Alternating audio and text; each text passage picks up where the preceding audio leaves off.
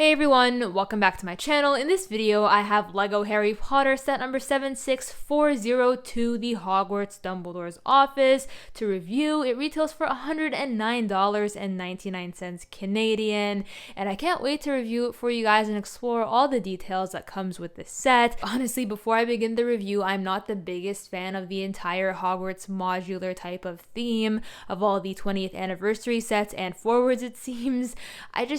I'm getting a little bored of it, and I'm trying to combine everything in a fun way. However, it's getting a little bit overwhelming at this point with all of these sets they're coming up with, and this one just seems kind of out of the blue, but I can't wait regardless to figure out a way how to combine it with the rest of these sets. That video will be coming out very soon on the channel, so stick around and stay tuned. Without further ado, let's get right on to the review and see what the set has to offer.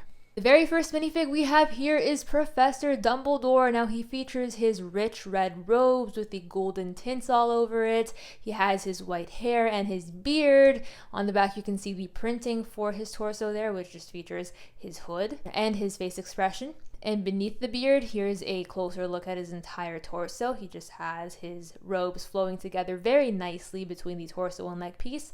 Awesome to see. Next up, we have Harry Potter in his invisibility cloak. Now, I love how shiny the cloak is. Beneath it, you can see that we have a gorgeous printing for the bottom of the cloak with all the stars, the moon, the patterns. I just love it so much. And honestly, right below it, we just have a typical Gryffindor torso. I was kind of disappointed to not see pajamas there, but you know, it is what it is, and it's pretty cool to get him regardless like this. Getting more invisibility cloaks is always awesome. Next up, we have a look at one of my favorite minifigs the LEGO Harry Potter theme has ever come up with, Madam Pince. Finally, at long last, we finally have the Hogwarts librarian. I've always wanted to get a Madam Pince, and here we finally have her. Her torso and dress piece flow in so incredibly well together. I just love the scarf detailing and the robe detailing, the golden chains. The back is also really cool with the scarf continuing on there and some fur details. The hat honestly is just incredible and immaculate. It is fully black with a feather and the hair connected to it, of course. The face expression looks incredible with an alternate face printing where she just seems quite smug. I'm just so happy we have her. I feel like most people would buy this set just to get her, and that's kind of annoying because, you know, she's so cool. Next up, we have a pretty common minifigure at this point, Severus Snape, with his torso there with the velvety robes. On the back, he just has some creases there, and he also has the typical face expression, of course, for Severus Snape, along with an angry face expression. Next up, we have a very common Hermione Granger minifig with just the Gryffindor torso. The hairpiece is very common, and of course, the average headpiece. Next up, we have one of my favorite minifigs once again, Argus Filch in extreme detail. I needed quite some time to process the amount of detail on this torso and leg piece. He almost looks like a pirate, which is just so cool. I love the amount of detail. The belt is amazing, the scarf's amazing, the vest is incredible. The leg piece couldn't be done any better. And on the back, he has some slight printing as well. And in general, this minifig could not be any better. I am officially blown away and impressed. Speaking of being blown away, we have Miss Norris. Miss Norris, she looks so cool. The detail is incredible. Just look at that. Her eyes are red and glowy. She has some fur printing all over. I think this is the best thing I've ever seen in a very long time. Now that we have all of the minifigs out of the way, let's take a look at the build itself and explore all of the details. Starting out with the very bottom here, we just have the lower portion of the tower, which looks very nice. We just have these average Hogwarts windows, and we also have these hinges on either side just to extend the lower portion of the set, which I think is pretty cool. And in the center, we have some very nice floral effects there. Taking a look at either side, this is basically the segment that you can open up and close like so using the hinge. We have an amazing hippogriff statue print there, which I think is immaculate. The golden fence. And of course these Technic holes so you can connect it with other parts of the Hogwarts castle. And on the other side, we basically have the exact same thing. However, the hinge here leads to an entryway, which can help out and accessing the interior of the library and a desk from the inside, which we will see in more detail momentarily. Taking a look at the center portion of the tower, for some strange reason, we went from using black window lace to gold window lace. And that's kind of awkward. I mean, I would have liked to see it continue with the same exact color of window lacing with the black ones here, but I guess they're trying to make a point that Dumbledore lives here. Regardless, I guess it's fine, but I would have liked to see more consistency amongst the windows. We also have these gaps on either side for the windows. So this is all referencing the entire section of Dumbledore's office. And right here in the center, this is basically an extension of Dumbledore's office featuring the pensive, as you guys will see later on when we take a look at the inside. Again, continuing with the golden lace. And on either side, there's like a little plate there just to put some minifigs on top of here, which is fun, I guess. Again, we have the sand green color scheme for the roofing, which is not bad, and this little pointed tower thing.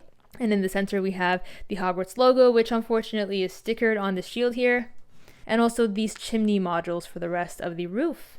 Now from the inside, as you guys can see here on either side, the hinges actually help in accessing the table here and the chair, so your minifig can have a much better time sitting on the inside. Rather than trying to make the minifig sit from the outside, you can just open it like this and have them sit inside, so that's awesome. And having them both extended like so, it is much easier to take a look at the interior, featuring the center with these columns, which is cool to see, supporting the rest of the build. And we have two tables on either side with this lamp and a chocolate frog. And one of the fun things about the set is as you try to remove this book right here, it puts up a little bit of a fight because it's connected to the outside. And there we go. We have the forbidden book right here, and I love this. Sadly, it's stickered, but it makes sense, honestly. It's really cool though, regardless. And from the outside, this is achieved by these pieces here in these sliders. For reference, the brown book just has the following on the inside. It just has this right here, which is still cool. And I really like the various colors used for the various book binders, such as yellow, blue, red, purple, and the list goes on. Now right above the library, we have an amazingly well done and detailed Dumbledore's office, featuring many components such as long bookshelves on the back there, his actual office with a letter and a lamp, and of course, Baby Fox! There we go. Baby Fox. I always get so excited and happy when I see these cute little baby animals and magical creatures featuring Baby Fox the Phoenix. That's so cool. Now, one thing that I don't like about this part of the castle is that it's actually very hard to take Dumbledore right here and make him sit in the back there, because you're gonna have to, you know, take off this entire top portion and access it like that, I guess, to actually make him sit properly, because otherwise everything gets super crammed and hard. So let's try and make him sit properly. Yeah, there we go. I guess this is like a nice top view of the interior of Dumbledore's office there. There's also the sorting hat right here, which is cool. And apart from that, it's fine, I guess. Second to last, we have the floor above Dumbledore's office, which just features the pensive at the very center. The build for the pensive is rather simple, featuring this translucent blue piece, which just simply sits right there, which is a nice addition to the set, but once again, very empty and abandoned. There isn't really much else there. I guess you're gonna have to like put Filch right here just to make it seem cooler. Makes no sense, but it's still funny.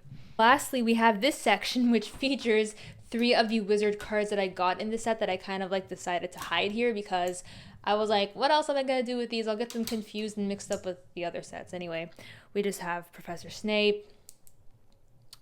We have Helga Hufflepuff. And lastly, Dumbledore. Very fitting for Dumbledore's office, if I do say so myself. And at the very top, we basically just have the Sword of Gryffindor, which sits right there. I guess a closer look would be like so. It's basically just the exact same Sword of Gryffindor that we received so many times before. With that being said, that pretty much brings a wrap to my review video. Let me know in the comments down below if you plan on purchasing the set once it releases. I guess it's not bad for like another Hogwarts extension set. I'm really excited to figure out how to connect it with the rest of these sets. I'd like to know what you guys think of the set, of course, in the comments. I mean, let me know if you're going to actually purchase it once it releases. I'm very curious to see the demand on this set right here. And on that, I'll catch you guys in the next one. Bye for now.